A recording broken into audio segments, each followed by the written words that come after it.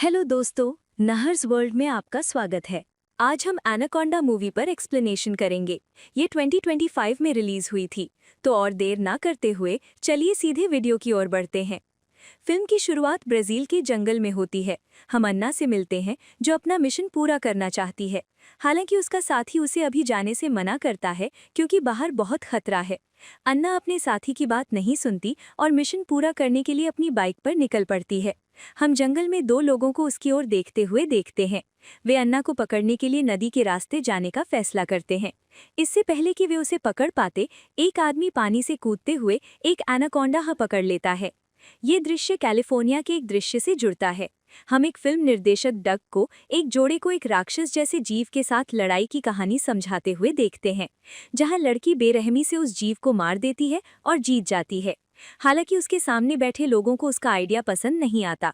पता चलता है कि डग एक वेडिंग फोटोग्राफर है और वो जोड़ा चाहता है कि डग उनके लिए एक खूबसूरत वीडियो बनाए। हालांकि डग, जिसे एक्शन और क्रीचर फिल्में शूट करना पसंद था, उसका सपना अधूरा रह जाता है। हम रोनाल्ड से मिलते हैं।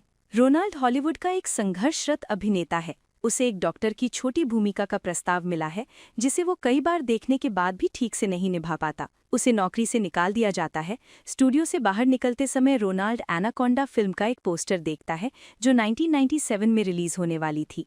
2 दिन बाद हम डग के घर पर उसकी सरप्राइज बर्थडे पार्टी देखते हैं।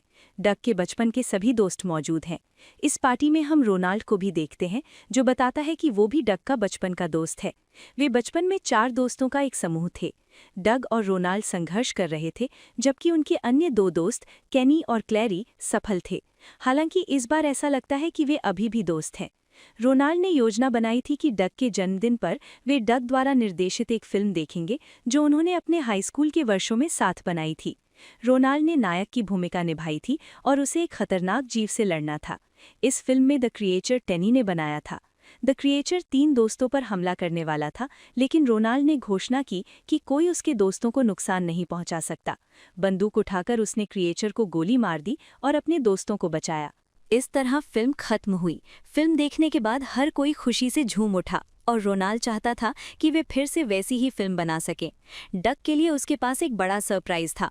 उसे एनाकोंडा उपन्यास श्रृंखला के एक उपन्यास का कॉपीराइट मिल गया था। कई एनाकोंडा उपन्यासों पर पहले ही फिल्में बन चुकी थीं और वे एनाकोंडा फ्रेंचाइजी के बड़े प्रशंसक थे। रोनाल्ड अब चाहता था कि वे चारों मिलकर एक और कम बजट की एनाकोंडा फिल्म बनाएं। आइडिया शानदार था और सभी को पसंद आया, लेकिन समस्या ये थी कि कॉपीराइट पाने के बाद रोनाल्ड के पास फिल्म बनाने के लिए और पैसे नहीं बचे थे। उसने अपने दोस्तों से कहा, चलो कर्ज लेकर ये फिल्म बनाते हैं। डग को अपने परिवार के भरण पोषण के लिए पैसे कमाने थे। ये सोचकर कि कर्ज लेने से उसका परिवार मुसीबत में पड़ जाएगा, वो इस विचार से पीछे हट गया और रोनाल्ड ने उससे कुछ नहीं कहा। जब वो घर वापस आया तो उसने अपने बेटे को अपनी बनाई हुई फिल्म देखते हुए पाया। उसका बेटा कहता है, पापा, आप इतने अच्छे निर्देशक हैं, आप नई फिल्म क्यों नहीं बनाते? उसकी पत्नी भी उसे अपने जुनून का पालन करने के लिए प्रोत्साहित करती है। वो रोनाल्ड के आइडिया पर उसके साथ चर्चा करता है। 1 या 2 दिन के उबाऊ काम के बाद वो रोनाल्ड के साथ उसके आइडिया पर काम करने का फैसला करता है। रोनाल्ड की मंजूरी के साथ वे फिल्म बनाने की तैयारी शुरू करते हैं। वे बैंक से लोन के लिए आवेदन करते हैं और पूरी फिल्म शूट करने के लिए ब्राजील के जंगल में जाने की योजना बनाते हैं। इस फिल्म की शूटिंग के लिए उन्हें एनाकोंडा की तरह दिखने वाले सांप की जरूरत थी, या यूं कहें कि एक एनाकोंडा की तरह। केनी ने अपनी बुद्धिमत्ता का उपयोग किया और एक सपेरे को बुलाया, जो वास्तव में डरावने एनाकोंडा जैसा सांप लेकर आया। रोनाल्ड इसे देखकर डर गया, क्योंकि रोनाल्ड को हीरो की तरह सांप से लड़ना था। वो डर गया, इसलिए स्नेक मैन ने उसे बताया कि ये सांप जहरीला नहीं है, क्योंकि ये एनाकोंडा नहीं है। असली एनाकोंडा जंगल में रहता है। रोनाल्ड अब इस सांप के साथ शूटिंग के लिए तैयार हो गया। दृश्य अन्ना की ओर मुड़ता है, वही लड़की जिसे फिल्म की शुरुआत में दिखाया गया था। वो अभी भी अपने पीछे पड़े लोगों से छिपी हुई है। इस बार वो एक बार में आती है और देखती है कि वही आदमी उसका पीछा कर रहा है। वहां वो एक यार्ड की चाबी चुराकर भाग जाती है। ये यार्ड वास्तव में रोनाल्ड की टीम द्वारा सजाया गया था, ताकि वे ब्राजील के गहरे जंगल में जाकर फिल्म की शूटिंग कर सकें। अन्ना उनसे झूठ बोलती है कि वो उनकी ड्राइवर है। इस तरह वे अपने पीछे पड़े आदमी से बचकर उनके साथ भाग जाते हैं। वे सांप को भी अपने यार्ड के अंदर ले जाते हैं, लेकिन गलती ये हुई कि सांप को रखने वाला बक्सा टूट गया। अब ये लोग उस जगह पहुंच गए हैं। वे उस जगह जाते हैं जहां उन्हें शूटिंग करनी थी। रोनाल्ड और क्लैरी के कई दृश्यों की शूटिंग होती है, लेकिन ये लोग इस काम का बहुत आनंद लेते हैं। इस तरह रात हो जाती है और रोनाल्ड सो रहा था। तभी उसे किसी के रेंगने की आवाज सुनाई दी। जब उसने मुड़कर बिस्तर के पास देखा तो वहां एक विशाल एनाकोंडा था। वो जोर से चिल्लाया और सब वहां जमा हो गए। पता चला कि ये असली एनाकोंडा नहीं था, ये वही सांप था जो अपने पिंजरे से बाहर निकल आया था। अब ये लोग उस आदमी को पीटने लगते हैं और वो रोनाल्ड और पूरी टीम से माफी मांगता है क्योंकि ये उसकी गलती थी। बाद में उसे फिर से सांप का पिंजरा चेक करना चाहिए था। वो अब उनसे कहता है कि ये सांप भविष्य में कभी आपको परेशान नहीं करेगा, मैं इसकी जिम्मेदारी लेता हूँ। सुबह होती है और दिखाया जाता है कि आज रोनाल्ड को उसी सांप के साथ शॉट देना है, लेकिन रोनाल्ड बहुत डरा हुआ था। दृश्य ऐसा था कि रोनाल्ड को अपने हाथों से सांप को पकड़ना था और अपनी दोस्त क्लैरी को कुछ संवाद कहने थे, लेकिन सांप के डर से उसने ऐसा नहीं किया। इस वजह से वो अपने संवाद ठीक से नहीं बोल पा रहा है और पूरा दृश्य पूरा नहीं कर पा रहा है और सांप को पानी में फेंक देता है और सांप नाव के नीचे के पंछे से टकराने के बाद कट जाता है और मर जाता है। ये देखकर सब बहुत दुखी हैं। खैर, ये लोग ये भी कह सकते थे कि वे रात में बचे हुए सांप के शरीर को जला देते हैं और उसके परलोक के लिए प्रार्थना करते हैं। जब ये सभी लोग इस तरह का काम कर रहे हैं तो अन्ना का एक दुश्मन अन्ना को देख लेता है और वो अपने नेता को अन्ना के बारे में बताने ही वाला होता है। तभी हम उसकी नाव पर एक एनाकोंडा देखते हैं। इस बार वो उस पर हमला करता है। एनाकोंडा उसके पूरे शरीर को जकड़कर उसे मार देता है। अब फिर से हमें रोनाल्ड के जहाज का दृश्य दिखाया गया है, जहां रोनाल्ड बहुत दुखी है। स्नेक मैन ने पूछा तो रोनाल्ड ने उसे बताया कि वो हॉलीवुड में एक संघर्षरत अभिनेता है और उसे कभी कोई अच्छी साइड भूमिका नहीं मिली, मुख्य भूमिका तो दूर की बात है। इससे तंग आकर उसने ये फिल्म बनाने का फैसला किया और अब सांप ना होने की वजह से ये सुनकर स्नेकमैन भावुक हो गया और रोनाल्ड से वादा किया कि वो आज रात एक बड़ा सांप पकड़कर उसका जहर निकाल देगा ताकि रोनाल्ड अपनी फिल्म पूरी कर सके। फिर वो अपने सपनों के बारे में सोचता है, जहां आदमी रात में जंगल में निकल पड़ता है। एक एनाकोंडा उसे इस अभियान में पलक झपकने का भी मौका नहीं देता, उसे पकड़कर नदी में खींच ले जाता है। उसके शरीर के चारों ओर खुद को लपेटकर ये उसे मार देता है। रोनाल्ड, जो पूरी रात उसका इंतजार कर रहा था, उसकी अनुपस्थिति से डर गया और उसकी अनुपस्थिति के बारे में सबको बताने गया। उन्होंने कुछ देर उसका इंतजार करने का फैसला किया, लेकिन जब बहुत समय बीत गया तो उन्होंने खुद जंगल में जाकर उस आदमी को ढूंढने का फैसला किया। अगर वे उसे नहीं ढूंढ पाते तो वे वहां से कम एक सांप पकड़कर अपनी फिल्म खत्म करेंगे। फिल्म खत्म करना उनकी मजबूरी थी क्योंकि उन्होंने एक बड़ा कर्ज लिया था। वे जंगल के लिए रवाना हुए, अन्ना भी उनके साथ थी। जैसे ही वे जंगल में दाखिल हुए, उन्हें एक वैन दिखी और एक अजीब सी सरसराहट सुनाई दी। ये सरसराहट एक बड़े एनाकोंडा की आवाज लग रही थी। वे डर कर ट्रक के अंदर छिप गए। अचानक उनके साथी का लहूलुहान शरीर ट्रक की खिड़की से गिरा, जिससे उनकी सांसें थम गईं। अगले ही पल बड़ा एनाकोंडा ट्रक के सामने आ गया। उन्होंने ट्रक चलाकर वहां से निकलने का फैसला किया, लेकिन ट्रक हिल नहीं रहा था। अपने साथियों को बचाने के लिए डग ने अपनी जान जोखिम में डालने का फैसला किया और ट्रक की मरम्मत करने के लिए बाहर निकल गया। इसी बीच उसे एनाकोंडा दिखाई दिया। एनाकोंडा अपना बड़ा मुंह खोले उसे खाने के लिए उसकी ओर बढ़ रहा था। हालांकि उसके साथियों ने उसे ट्रक के अंदर खींच लिया और जल्दी से दरवाज़ा बंद कर दिया, उसे बचा लिया। इससे पहले कि वे आगे बढ़ पाते, अन्ना का पीछा करने वाले लोग भी उन पर चढ़ आए। वो सबको बताती है कि ये लोग माफिया के सदस्य हैं जो जंगल में रहते हैं ताकि पुलिस उनका पीछा ना करे और वे उन सबको लूटने आए हैं। ये बात कहते हुए अन्ना वैन में रखी एक बंदूक उठाती है और अपने पीछे पड़े लोगों पर गोलियां चलाना शुरू कर देती है, जैसे वो एक असली सैनिक हो। डक को उसका ये एक्शन स्टाइल बहुत पसंद आता है। किसी तरह ये लोग अपने जहाज के अंदर वापस आ जाते हैं और हम देखते हैं कि अन्ना के पीछे पड़ा नेता भी उनके पीछे आता है और इन 4 दोस्तों पर बंदूक तान देता है। लेकिन ठीक समय पर अन्ना पीछे से आती है और उसके सिर पर वार करती है और उसे बेहोश कर देती है। फिर वो चारों से कहती है कि उनका अब यहाँ रहना ठीक नहीं है और उन्हें अपनी जान बचाने के लिए इस द्वीप को छोड़ देना चाहिए। वो रोनाल्ड और डग के साथ चर्चा करती है कि कैसे वो इस जंगल और द्वीप से इन लोगों को जल्द से जल्द बाहर निकालेगी ताकि ये लोग विमान से अपने घर वापस जा सकें। लेकिन डग और रोनाल्ड उनसे कहते हैं कि वे वापस नहीं जाना चाहते क्योंकि उन्होंने यहाँ बड़ा कर्ज लिया है और फिल्म बनाए बिना मैं अभी वापस नहीं जाऊंगा। अन्ना एक ड्राइवर है, उसे उनकी मांग माननी होगी और उनके साथ रहना होगा। हम देखते हैं डग पूरी रात अपने लैपटॉप पर स्क्रिप्ट पर काम कर रहा है। रोनाल्ड ने सभी मुख्य किरदार अन्ना को दे दिए क्योंकि अन्ना का स्टाइल शानदार था और उसे लगा कि अगर अन्ना फिल्म के मुख्य किरदार में अभिनय करे तो ये सुपर हिट होगी। सुबह वो सबको अपनी स्क्रिप्ट दिखाता है और समझाता है कि उसने अन्ना को मुख्य भूमिका दी है ताकि उसकी फिल्म जल्द ही ऑस्कर के लिए नामांकित हो सके, क्योंकि जिन फिल्मों में एक लड़की मुख्य भूमिका निभाती है और वो शॉट लेती है, उनकी ऑस्कर जीतने की संभावना बढ़ जाती है। सबको उसका आइडिया और नई स्क्रिप्ट बहुत पसंद आई। रोनाल्ड और क्लेरी पूछते हैं कि इसमें उनकी क्या भूमिका होगी। डग समझाता है कि तुम और क्लेरी इस जंगल में खजाना खोजने आओगे और अन्ना तुम्हें घेर लेगी और फिर अन्ना तुम सबको बचाएगी। आइडिया पसंद आने के बाद सब नई स्क्रिप्ट पर शूटिंग शुरू करते हैं।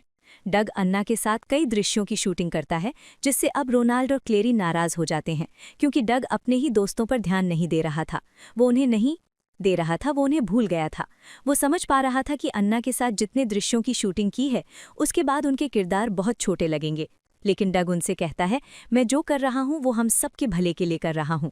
हमें इस फिल्म को हिट बनाना है और अन्ना अगर सच में स्टंट करती है तो पर्दे पर वो बहुत स्वाभाविक लगेगी।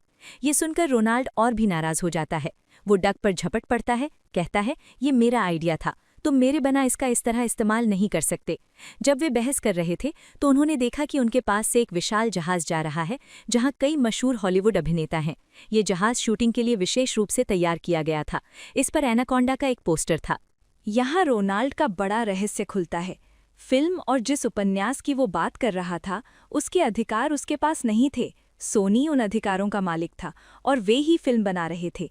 ये जानकर रोनाल्ड दंग रह गया। 3 दोस्त इस फिल्म में सब कुछ बर्बाद हो जाने के कारण टूट गए हैं।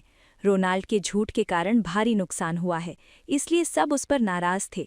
लेकिन रोनाल्ड उनसे कहता है कि मेरे झूठ के कारण तुम्हारी जिंदगी बदलने लगी है। अगर मैं तुम्हें ये आइडिया नहीं देता तो आज तुम यहाँ नहीं होते, अपने उबाऊ वीडियो नहीं बना रहे होते और टेनी और क्लेरी अपने बेकार कामों में व्यस्त होते। ये सुनकर रोनाल्ड नाराज हो जाता है और अकेले जाने का फैसला करता है। उसने फैसला किया था कि वो सोनी के पास जाएगा और उनके साथ फिल्म बनाएगा, भले ही उसे एक छोटी भूमिका दी जाए। वो अपने दोस्तों को छोड़ देता है और वे भी जाने का फैसला करते हैं। रोनाल्ड थोड़ा आगे बढ़कर देखता है कि कुछ देर पहले यहाँ आया विशाल जहाज नष्ट हो गया है। वहाँ एक अजीब सा कोहराम मचा है। वो समझ नहीं पा रहा था कि क्या हुआ है। तभी सहायक निर्देशक उसके सामने आता है। उसे देखकर उत्साहित है, जैसे रोनाल्ड उसे किसी चीज से बचाने आया हो। सहायक निर्देशक ने उसकी ओर हाथ हिलाया और इससे पहले कि रोनाल्ड उसके पास पहुंच पाता और उसकी मदद कर पाता, एक विशाल एनाकोंडा सहायक निर्देशक को 1 मिलीसेकंड में छीन ले गया। ये देखकर रोनाल्ड डर गया और तुरंत अपनी नाव पर वापस चला गया। रोनाल्ड के जहाज के बाकी लोग अभी भी लड़ रहे थे क्योंकि डग की वजह से रोनाल्ड चला गया था। डग अन्ना के साथ फिल्म की शूटिंग खत्म करने पर जोर दे रहा था, लेकिन उसके दोस्त ऐसा करने को तैयार नहीं थे। वे नहीं जानते थे कि अन्ना फिल्म की शूटिंग नहीं करना चाहती, वो अभी भी एक मिशन पर थी। इसलिए वो उन्हें बंदूक की नोक पर पकड़कर जंगल में ले जाती है। हमें पता चलता है कि अन्ना एक अवैध सोना खनिक है। वो उन्हें सोना खोदने के लिए कहती है। जब वे ढेर सारा सामान लेकर नाव पर लौटते हैं तो देखते हैं कि उन्होंने बहुत सारा सोना इकट्ठा कर लिया है। अन्ना ने अभी भी उन्हें बंदूक की नोक पर रखा है। तभी फिल्म की शुरुआत से अन्ना का पीछा करने वाला आदमी नाव पर पहुंचता है। वो कहता है, मैं एक पुलिस ऑफिसर हूं और अन्ना को पकड़ना चाहता हूं क्योंकि अन्ना जबरदस्ती इस जंगल का खजाना चुरा रही है। अन्ना को गोली मारने से पहले ही रोनाल्ड, जो जंगल के अंदर छिपा है और इस जगह के बारे में कुछ नहीं जानता, ऑफिसर को गोली मार देता है, जिससे ऑफिसर घायल होकर गिर जाता है। इसका फायदा उठाकर अन्ना उसे गोली मारकर मार देती है। इसके बाद वो फिर से सबको बंदूक की नोक पर रखती है और उन्हें काम करने को कहती है। ठीक इसी समय पहले की तरह ही एक एनाकोंडा पानी के नीचे से उछलकर बाहर आता है और अन्ना को पूरी तरह से अपने मुंह में दबोच लेता है। यहीं अन्ना की कहानी खत्म होती है। इन तीनों के सामने पहली बार ऐसी घटना घटी थी। ये दृश्य देखकर वे डर गए। वे भागने के लिए जंगल की ओर जाते हैं और वहां रोनाल्ड को देखते हैं। अब आतंकित होकर वे दौड़ते हुए जंगल में खो जाते हैं। उन्हें कोई रास्ता नहीं मिलता। जब वे डर के मारे चिल्लाने लगते हैं तो एनाकोंडा फिर से आता है और ऊपर से हमला करता है। वो डग पर हमला करता है। वो डग के शरीर का आधा हिस्सा अपने मुंह में ले लेता है और उसे ले जाता है। बाकी 3 दोस्तों के पास ये देखने के अलावा कुछ नहीं बचा था कि उनका दोस्त मर गया है। वे तबाह और सदमे में वहां खड़े थे, तभी अगले ही पल एनाकोंडा उनके दोस्त का शव वहां फेंक देता है। उन्होंने देखा कि उनका दोस्त खून से भीगा हुआ मर गया है। यहाँ बैठकर अपनी जान की परवाह किए बिना वे तीनों अपने दोस्त की मौत पर रोने लगते हैं। काफी देर बाद कैनी ने सबको होश में लाया और कहा, अब वो मर गया है, लेकिन हम तीनों को खुद को बचाना होगा। खुद को बचाने के लिए वो अपने दोस्त के शरीर को चारे के रूप में इस्तेमाल करने का फैसला करता है और कहता है कि वे डग के शरीर को जंगल की ऐसी जगह ले जाएंगे जहां एनाकोंडा के आने की आशंका हो। इस तरह वे एनाकोंडा से बच निकलेंगे और डग के शरीर को मैदान के बीच में बिजूका की तरह लटका देंगे और उसके ऊपर एक सूअर रखेंगे, क्योंकि उन्होंने सोचा था कि सूअर भी मर गया है। उसके मुंह के अंदर उन्होंने एक हड्डी रख दी थी। ये एनाकोंडा के लिए एकदम सही चारा बन गया था। इसके बाद वे भाग रहे थे। भागते समय उन्हें कुछ अजीब महसूस हुआ। उन्हें पीछे से किसी के चिल्लाने की आवाज़ सुनाई दी। पीछे मुड़कर देखा तो वे हैरान रह गए कि उनका दोस्त अभी भी जिंदा है। ना केवल उनका दोस्त, बल्कि उनके दोस्त के सिर पर रखा सूअर भी जिंदा है। और भी बुरा, एनाकोंडा भी उन्हें खाने आ गया था। डर ने उन्हें घेर लिया। डग भी खुद को बचाने के लिए उनके साथ दौड़ने लगा, लेकिन एनाकोंडा तेजी से उनका पीछा कर रहा था और उसके सिर पर जो सूअर जाग गया था वह भी भयानक था। डग ने खुद को बचाने के लिए अपने पास से एक चारा उठाया और एनाकोंडा के मुंह पर दे मारा। अंत में वे बच निकले। दौड़ते समय वे द्वीप की उसी जगह पहुंच गए जहां सोनी ने एनाकोंडा फिल्म का सेट लगाया था। यहाँ दिखाया गया है कि एनाकोंडा को मारने के लिए ढेर सारे बम लगाए गए थे और वास्तव में एक एनाकोंडा वहां पहुंच गया था। कैनी यहाँ लगभग मर ही गया था, लेकिन हीरो अभी भी जिंदा था। इन चारों को देखकर वह उन्हें बचाने की कोशिश करता है और फिल्म की तरह ही पीछे से एनाकोंडा को गोली मारता है। उन्हें बचाने के बाद वह उन्हें एक सेट पर ले जाता है और बताता है कि पूरे सेट पर छोटे छोटे बम लगाए गए हैं। अगर तुम्हें कंट्रोलर मिल जाए तो तुम एनाकोंडा से बच सकोगे। उन्हें सब बताने के बाद हीरो जाने वाला है। वे पूछते हैं वह कहाँ जा रहा है। वह समझाता है कि उसके दोस्त जंगल में हैं और जंगल में ऐसा कोई बम नहीं है जो एनाकोंडा को मार सके। वह अपने दोस्तों को अकेला नहीं छोड़ सकता। यहाँ चलते समय उसे बम का कंट्रोलर मिल जाता है और वो अपनी जान बचाने के लिए एनाकोंडा को मारने का फैसला करता है। सेट पर वापस आकर दोनों अपनी जान जोखिम में डालते हैं। एक जीप के अंदर बैठकर वे एनाकोंडा को आकर्षित करने के लिए द्वीप के पास शोर करना शुरू करते हैं। वो उनके पीछे आता है। इस सेट के पास मौका देखकर कैनी और क्लैरी कंट्रोलर से बम विस्फोट शुरू करते हैं, लेकिन ये सभी विस्फोट किसी काम नहीं आते, क्योंकि एनाकोंडा को किसी विस्फोट से नुकसान नहीं पहुंचता और वो फिर से डग और रोनाल्ड के पीछे जाता है। इससे पहले कि एनाकोंडा उन सबको मार दे, रोनाल्ड साहस जुटाता है और सबकी जान बचाने के लिए आगे बढ़ता है। वे अपने बचपन की फिल्म का वही संवाद बोलता है जो उसने राक्षस को मारने से पहले बोला था, जब मैं आसपास होता हूं तो कोई मेरे दोस्तों को नहीं मार सकता। ये कहकर वो अपनी पिस्तौल निकालता है और एनाकोंडा पर निशाना साधकर गोली चलाता है। वे एक गैस सिलेंडर पर गोली चलाता है, जिससे एक बड़ा विस्फोट होता है। इस विस्फोट के कारण एनाकोंडा का शरीर फट जाता है और वो मर जाता है। अंत में ये सभी लोग बच जाते हैं। इसके बाद हम आखिरकार उन चारों को एक साथ जगह से बाहर जाते हुए देखते हैं। पोस्ट क्रेडिट दृश्य में हमें पता चलता है कि उन्होंने सब कुछ एक फिल्म के रूप में शूट किया था और आखिरकार डग ने अपनी फिल्म सिनेमा घरों में रिलीज की। ये प्रसारित हुई, इसने उन्हें बहुत पैसा और यहाँ तक कि एक पुरस्कार भी दिलाया। इस फिल्म को बनाने के बाद उनकी जिंदगी बदल गई थी। उनके पास कुछ पैसे थे। रोनाल्ड और क्लैरी ने शादी करने का फैसला किया और उनका प्री वेडिंग शूट बिल्कुल वैसा ही था जैसा डग चाहता था। रोनाल्ड को आखिरकार हॉलीवुड में कुछ अच्छी भूमिकाएं मिलने लगी थीं जो एलियन एक्शन थ्रिलर थीम पर आधारित थीं।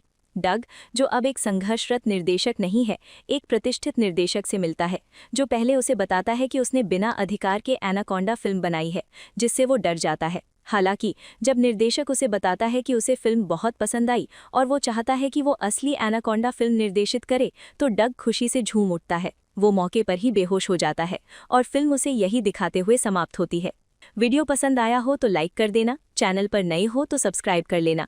तो मैं आपसे अगले वीडियो में मिलूंगा। तब तक के लिए ख्याल रखना।